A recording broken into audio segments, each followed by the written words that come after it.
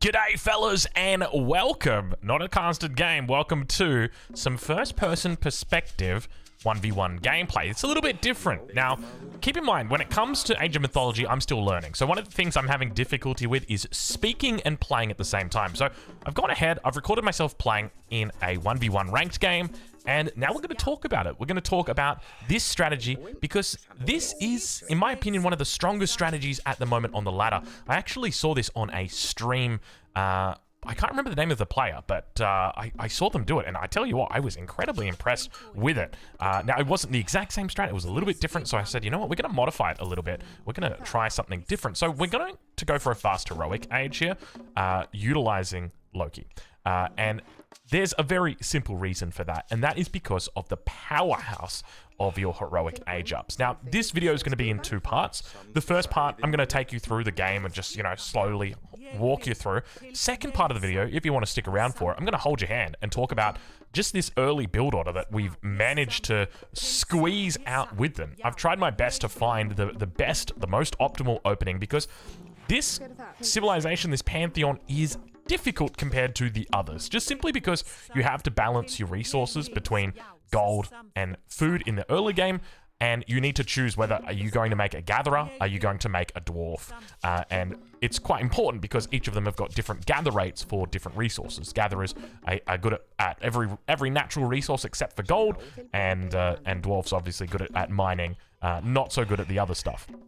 So you definitely want to try and min-max in the early game. So let's talk a little bit about what our game plan here is. So we're going to stay on one base for the entirety of the game. That's the plan. We're going to look to drop our temple down in the middle of the map, and we're going to be utilizing that as a forward base. And we're going to be adding in a couple of units while we're in the second age, and then we're going to be looking to push into the enemy's base. But the thing that we want to really stick to is avoiding committing to a fight. I think this is the hardest part. You really want to avoid committing to a fight until you reach the heroic age, until you're in that third age.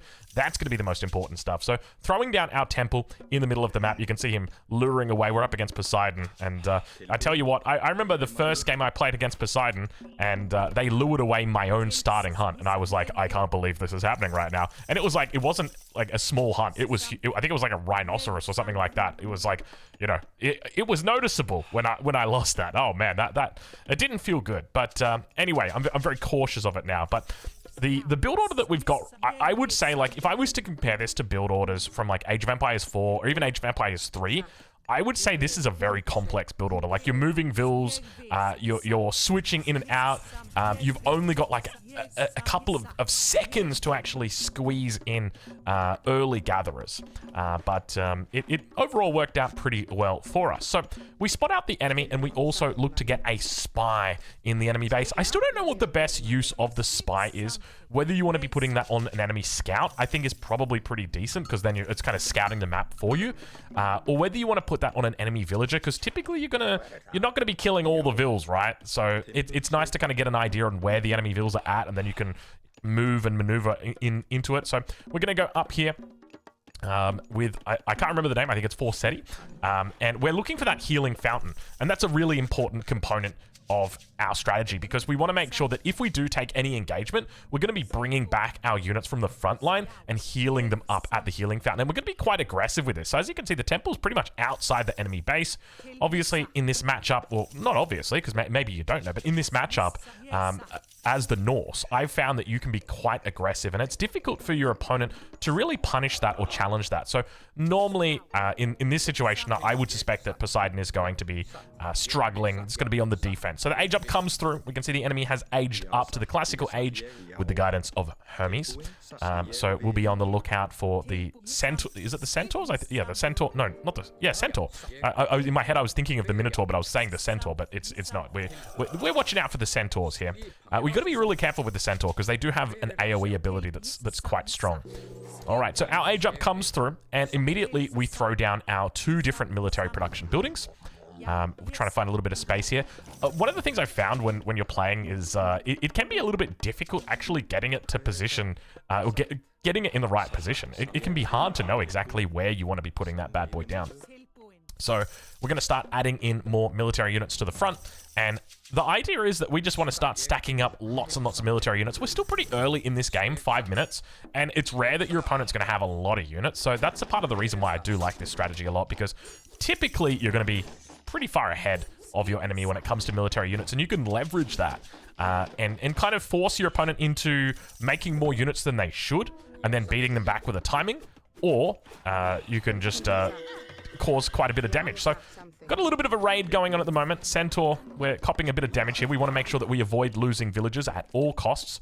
So we jump into the town center, take out the scout, and we send back one of our hearses. Just one. That's all we need. We're just going to look to try and chase back that Centaur. In the meantime, while we've got idle villager time, well, not really idle villager time, but we're just going to jump on our goats underneath the town center because they're nice and safe. They're right next to the TC, and we're just going to rotate our villagers out from wood and throw them onto a different wood line just so that we can keep them safe. So now we start thinking about aging up, or at least saving for that age up. Keep in mind there's two components to age up. There's the resources to age up, but then there's also the buildings that you're going to need to age up. So one of the things that we're going to be looking to do here is make sure that we produce throwing axemen, but not too many of them, because we are going to need those resources to actually throw down an armory in this game. So we're going to continue to put pressure on the front, and remember the idea is that we want to avoid taking any fights whatsoever. We just, ideally what we want to do is, we'll take a fight if we can win that fight pretty easily, but if we're not going to be able to win it easily, then we make sure that we just fall back. So you can see that we're going to throw down the healing spring pretty much in the opponent's base at this stage, but as long as we've got the numbers, we should be okay. And yeah, at this stage, I haven't scouted it, but my suspicion is that my enemy's gone for 2 TCs, and that's why we're seeing so few units out of them, right? Like, it's the 7-minute mark, and you can see he's only got the 3 units on the field at the moment, and 2 TC is very common here. And I said, you know what, I don't even need to scout whether you're going for 2 TC, because I'm going to be able to take you out no matter what. That's the idea behind this strategy, is it's that even if your opponent goes for 2 TC, you're going to be able to knock them out. And it's quite a flexible strategy as well, which we'll demonstrate in the upcoming few minutes. So this is another good little fight for us, so I'm just going to push forward here. Keep in mind that we want to avoid losing units where possible, so just pulling them back, and we can take advantage of the way that units move in this game. So they utilize the Age of Empires, or the Age of Empires 3 engines being used here. And so one of the things that you'll see is as we move the units together in a big box, which is normally called drag boxing because you're dragging a box over all the units, what you're actually doing is you're speeding up the units. So you may have seen, but our cavalry was running a lot faster than what it should have been, and that's because we're drag boxing them. They were on the right side, and we told them to move over to the left, and so they went really, really quickly. So our hearse is finally back here to defend now. We can just leave that on a right click, and we throw down our armory, looking now for that heroic age timing. It's going to be really important for us to age up as quickly as we can. So judging by the speed that we've got at the moment, it should be somewhere around the 9-minute 30 mark, which isn't too bad at all. You can see the enemy looking to push forward here. We've still got decent numbers here, though he is slowly starting to rise, but we do need to be cautious about any more raids because we are quite open towards the top side. So we're hoping that the pressure that we're putting on towards the front is going to be enough to distract him from going for any sort of raid, any kind of shenanigans like we had earlier with the Centaur. So the age up that we're looking for now, we can actually go into either of these. Either of them work with this strategy. In this one, I was opting towards the flaming weapons because flaming weapons feel really good if your opponent is looking to stay a little bit longer in the second age, because it definitely feels like, from judging by my opponent and his playstyle, I was assuming, okay, it's 2 TCs. He's probably going to stay a little bit longer in the classical age, and build up that unit mass. And then once he's held, then he'll look to come into the heroic age. But then I actually scout right here. He's throwing up an armory, and I said, oh, okay, he's actually thinking about coming into the heroic age as well. So I was a little bit probably made the wrong decision here, but obviously that's based on the information that we had at the time. So you can see we're going to bring back a couple of units here, send them over towards the healing spring, make sure that they heal up. But we've got really decent numbers here, right? Like, we completely outnumber the opponent at this stage of the game. We're continuing to make units, and we picked up some pretty good relics as well, which reduce the cost of our mythic units. But now the age up comes through. 9 minutes and 30 on the dot. We've got the battle boar out, and it is time to get kicking. If you haven't seen this guy, you're going to absolutely love him. So we come inside the base right now, and we hit it. The flaming weapons on top of everything. Everybody, but hold your horses. There it is. What's that? That is our peace. We've got the peace treaty. So flaming weapons increases the damage of your units by 100%. It doubles the damage. So, you know, you played Dota 2, right? And you've gone and you picked up the double D rune. Imagine that you've just picked up double damage for every single unit that you've got. That's what we're dealing with here. So, you know, I needed a few houses. So I said, we got some time here. I'll throw down the houses. And we're inside the enemy base. There's a few idols here. And it's very clear that the enemy is attempting to age up as quickly as he possibly can. So we give him the kick. We give him the old one too. The battle ball gets in there and starts knocking him back. And we start working our magic. But we've still got flaming weapons for another 17 seconds at this stage. So no matter what, even if we take bad fights, we're going to be a-okay with that. You know, the extra little bit of damage, I say little bit, the extra lot of damage. You can see right there, we've got berserks that just do an insane amount of damage. But yeah, we outnumber the opponent completely. But we do need to be careful because the age up, once it comes through, he will have the ability to potentially hex us or to sheep us. So we need to be cautious of that. But we're just going to continue rallying in units from this point. And there it is. The heroic age comes through. His myth unit comes out. He throws down the curse on top of us. It does a little bit of sheeping, but not a huge amount. Battle Boar still alive, and Town Center, we got it pretty close. A couple of maybe 10 seconds or so, but you can see the power of that ceasefire, right? Like, had he not had the ceasefire, he wouldn't have got up. But you know what? After taking down the Town Center, there's no way he's coming back from it, and that is it. So we managed to get ourselves a pretty nice victory there. Very quick game, 11 minutes. So let's go in, let's break it down. So as you can see, this is a recording, a VOD of me playing. So let's dive in now over towards AOM Retold and take a look at that game. Hopefully it doesn't go out of sync. Sometimes the games go out of sync.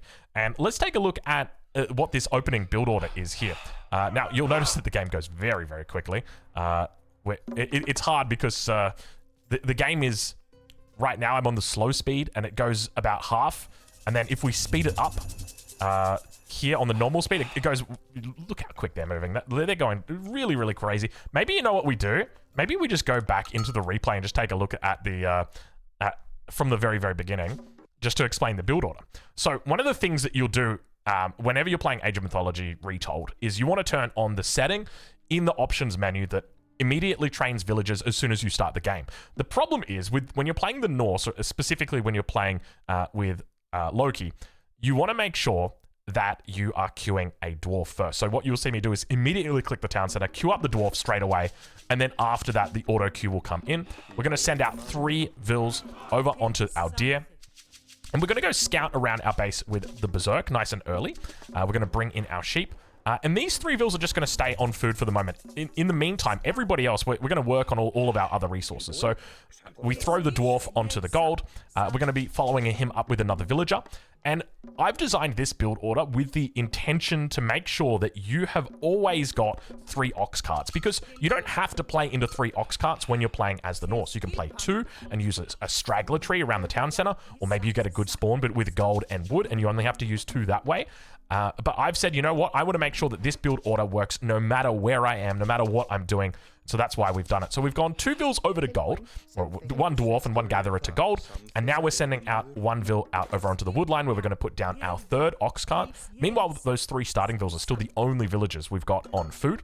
And now what we're going to try and do is squeeze out a dwarf. As you can see, we're at 70 gold at the moment. We did miss it, unfortunately, so we've got another vill in the queue here. But normally what I'd like to do is get that dwarf over onto gold right now. But that's okay. We don't mind it. You can always go the vill first. And this vill is going to go out over onto food. We're going to throw down a house. One of the things that you've got to be careful of as well, and I suspect this will get fixed up, is that sometimes your wood vills will bug and one of them will be blocked. And I noticed this when I was like practicing this. If you don't fix it, like it will literally just idle, and it doesn't say that it's idle, and you'll get to the point where you need to drop down your temple and you don't have the wood for it. You're like, where's my wood? And I had to go through the replay and look at it, and I was like, okay, you got to be careful of that. So yeah, something to think about.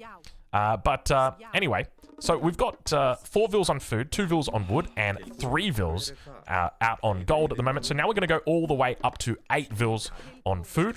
a nice and simple opening here, and we're looking to put that temple down, of course, just spamming T on the keyboard, just making sure that we get it down as quickly as we can. We can prioritize putting it next to a good relic as well, but ideally you just want to try and get it as close to the enemy as we possibly can. So nice little relic here. And there we go. So managing to get that temple down. And so we're going up to 8 vils on food, with the 2 vils on wood, 3 vils on gold. And this is all very intentional. And we're going to try and maximize our efficiency here. You can see that we've still got, I think, technically 1 gatherer on gold, but that's a-okay, in my opinion. We don't need to worry that much about it. Do we? Yeah, it looks like we've got the 1 gatherer there on gold. So I cancel the villager because I missed the dwarf. I think it's important that you get the dwarf out earlier rather than later, because you're going to want it to queue it up. But in total, we're going to be looking to age up with 4 dwarfs on gold. We're going to age up with 4 vils on wood, and here we go, our spy coming out.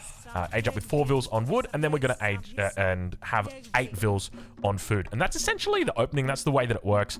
It's a little bit complicated, and it took me a while to actually like get it down, because there's a whole bunch of like what's the word, like a lot of I can't think of it, but I mean like testing, right? Like you're testing, does this work, does that work, and trying to work out the most optimal timing for all of your things. And by far this was the best one that I could find. You can see we're a little bit delayed here with our age up, and I think you could probably get away with going for 1 less villager or 1 less dwarf here.